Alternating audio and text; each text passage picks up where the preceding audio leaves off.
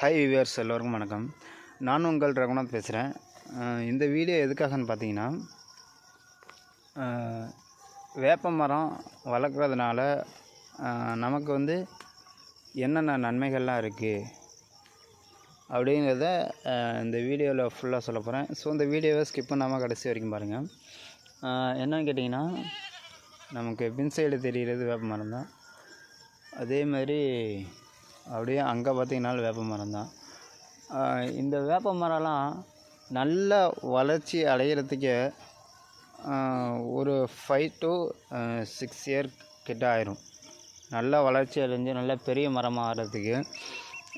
இந்த பெரிய மரமாக ஆயிடுச்சுன்னா நமக்கு என்னென்ன நன்மைகள்னு பார்த்திங்கன்னா, வெயில் காலத்தில்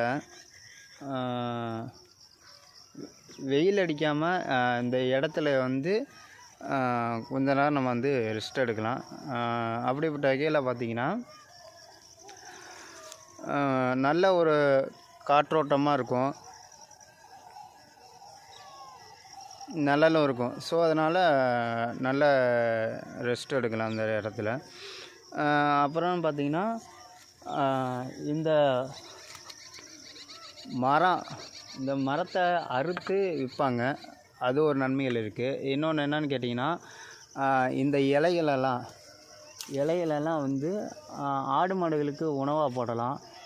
இன்னொன்று இதை வச்சு என்ன பண்ணலாம்னு கேட்டிங்கன்னா, வயலில் இந்த கிளையெல்லாம் வெட்டி உரமாக போடுவாங்க. எப்படின்னா, பயிர் நடுறதுக்கு முன்னாடியே இந்த குச்சிகளெல்லாம் வெட்டி மிதித்து இது பண்ணுறதுனால வயலுக்கு உரமாகவும் பயன்படுது.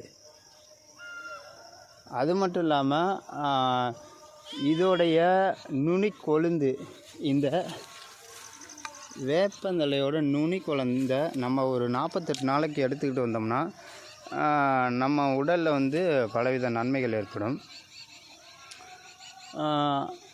மேலும் பார்த்திங்கன்னா, இதில் காய்க்கக்கூடிய வேப்பங்காய் பழுத்ததுக்கப்புறம் அதை பொறுக்கி எடுத்துக்கொண்டு விற்பனைக்கும் செய்வாங்க. அந்த விற்றதை என்ன பண்ணுவாங்கன்னா, அந்த வேப்பங்கொட்டைங்கிறத வேப்ப எண்ணெயை மாற்றுவாங்க. இல்லைன்னா வேப்பம் புண்ணாக்கா மாற்றி உரத்துக்காகவும் இல்லை எண்ணெய் யூஸ்க்காகவும் வச்சுக்குவாங்க. ஸோ இந்த வீடியோ முடிஞ்சுது. வீடியோ கடைசி வரைக்கும் பார்த்த அனைத்து உள்ளங்களுக்கும் நன்றி. தேங்க்யூ. வாழ்க வளமுடன்.